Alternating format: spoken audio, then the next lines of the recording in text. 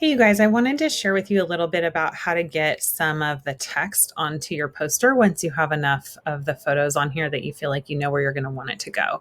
It can either go here in one of the squares. I typically think that if you use a square, it usually looks better to do it in a centered weighted square.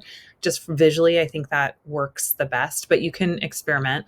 Or you can also put it up here in the outside edge area. So let's see if I can get this back. I'm going to go to my history panel and kind of bring this back to where it was before I had all of this on here. And yeah, so let's start with this. So when you guys are working with the text tool, your template probably will look like this. This checkerboard area, whoops, see, I'm just starting to put text everywhere. That's what happens. The checkerboard area out here is going to be transparent until we save it as a JPEG, and then it will be whatever color we tell it to be. If we leave it as it is, when we save it as a JPEG, it'll become white, but I'll show you how to change it into any other color that you might be able to think of in just a moment. So let's talk about how you would get the text into a square first. So let's put it in H. So I'm going to click on H. By the way, this is text I accidentally put there, and the text tool is tricky. It's down here. It's this T. Anytime you click on anything, it just starts placing text. So if you notice that you have some random layers over here, it's a good idea to delete them because later they might end up showing up and you just don't need that. So delete, yes, delete. Click on that little trash can down in the bottom right corner. Yes, I really do mean that. Okay, so let's go back to H and let's put some text in here. Instead of just clicking and letting the text go wherever it may land, I think it's a lot easier if you click and create a box that will constrain where the text can go. So in here, I'm going to click around this black square. Now I want to mention that the text tool has like this kind of Y shape, and just before the bottom, there's like a little caret. And that's kind of where you're going to line it up with where you want to start drawing your box. And I didn't get it perfectly there, but it's close and I'm totally happy with that. So now I have my text ready to go. It always will fill with placeholder text, and I can't read that because I think it's Latin, but you'll just start to type in whatever you want yours to say. So the goal for the text on this poster is to keep the words really simple. Less is more, and also to make sure that it complements visually what you're seeing, which is the photography. So label the element or principle that your photography is highlighting. If all your pictures are the same element or principle, for example, mine here is space, I'm going to go ahead and call it space. And then I'm going to hit return and maybe describe how my pictures are using space. So space, let's try that again. Space in photography adds depth and dimension to a, I think I got it all in there, but I can't see it because it's too long. So I'll make this part smaller. It's a good idea anyway to have the heading of space to be a different size. Usually the heading's slightly bigger than the rest of the text. So I switched that to 30. Let's make this even a little smaller. Maybe let's make it 28. You can add any number you want here. It doesn't have to be from this drop-down menu. So let's see how 28 looks. There we go. Except I really did not spell photograph correctly. Let's try that again. GR. It's funny when I'm talking and typing. Sometimes things don't go the way I mean for them to. Yeah, and that's too big of a space. Okay, that's all right.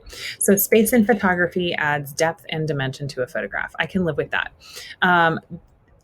If you find that you need to create the heading and then this other descriptive text in two different boxes to play with the way that they line up, you can totally do that. I think for now I'm okay with it. I'm also going to turn off this other, oops, I turned off the wrong thing. I'm going to turn off that other direction box. Okay, so currently I have all of my text. I want to show you how I got it to be orange, by the way, because it will default to white and you might want it to be a different color. So up here, you can change any of the font to whatever you want. Oh, I kind of like that. Let's go with that. Kind of like that simple, I don't know, more modern font. And then we'll leave it at that size, centered. Here's the color palette. So when you click this color palette, again, yours will probably be white at first. You can move your tool to over here and it turns into this eyedropper tool.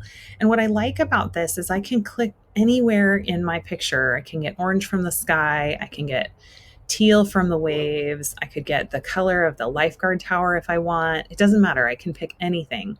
And it's kind of fun to see how that changes the way your pictures look on your poster. It's kind of like when you matte a photograph and you might have a color matte before the frame. It really changes the colors that get picked up in the images. So it's fun to play with. So let's try that. I don't know where I got that. Oh, from the wave down here. It's kind of a really pale lavender color. Let's see how that looks. We'll say okay. And then yeah, it almost looks white. I think it's kind of too subtle.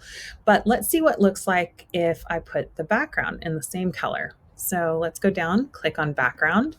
And if you want to create a background color instead of just white, which is like the default, as I said, you can just go up to the edit menu, choose fill. It's on color, so select color. And then it already has that same color I just used on the text. Or you could change it to anything else you click on. But let's see what it looks like if I use the same color as the text. And we'll keep it at 100% opacity and say, okay. That's kind of nice. It sort of complements the sky over here and things over here. I usually try to recommend that you avoid a color that's too similar to any of your photos on the outside edge because you want to still be able to see the shape and the color in your photographs. So if you're happy with that, that's great. If you're not sure, it's no big deal to change the background color. I'm still in my background layer, so I can just go up to the edit menu, go down to fill, and let's just try it with something else. Let's try it with maybe something in here. Oops, color. I have to select color first, and that's what makes this pop up. And then let's look for some kind of dusty bluish, turquoise-ish. Ooh, that's too dark. Let's try that. See how we like that. And say okay, and okay. Ooh, that's sort of interesting. But just notice how much it changes. So you can look through your images, try a bunch of different things. If you like the last one you had better, that good old Command Z is your favorite keyboard shortcut, hopefully by now. So you can just put it back. And go ahead and play around with it. Play with the color of your text and the color of your background. Just be really cautious. If you're someone who loves color, which I do, you really want it not to be distracting from your photography. So the only recommendation I have to guide you is make sure that it complements rather than distracts from the quality of your pictures. So that's something just to think about. If I wanted a bolder color, I could maybe pick like this gold color from the sky. That could be kind of interesting. Let's just try that just for fun. Let's see, edit, fill, color. Let's try this gold and see what happens. I actually really don't love that, but that's okay. It's just an experiment. So I can always hit Command Z, or if you like it, you could keep it. But I'm going to go with something a little softer. Now, if you want to put text in the outside edges, maybe you have 9 pictures that you're really happy with and you don't want to take up one of the spaces, no problem. Down here in your background layer, click and drag a box. And I recommend dragging it from roughly this left-hand side to the right-hand side. So I'm going to click over here. And those pink lines are helpful. They tell me when I'm aligned with the left and the right of my photograph. So I did a pretty good job on that, I have to say, first try, because it aligned left and right really nicely. Now here's my text box. So I could just type the same thing I had below. You're obviously not going to need to put it 2 times. I'm only doing this so you can see what it looks like in the outside perimeter compared to in a square. So let's do space. I'll hit return. Space in. I can't remember where I am and I can't see this. So let's make this bigger so I can see what I'm doing. There we go. Space in photography adds depth and